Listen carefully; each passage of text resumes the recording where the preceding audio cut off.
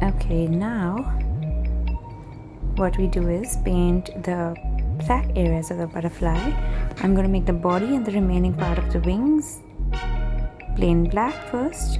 Suddenly, I don't know why my screen has turned a little hazy. And thick black color, not making it very watery, keeping it very, very thick.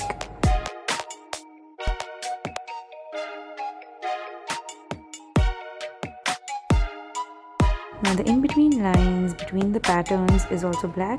Make sure you use a very thin brush to give the outline in between each orange design that we painted earlier.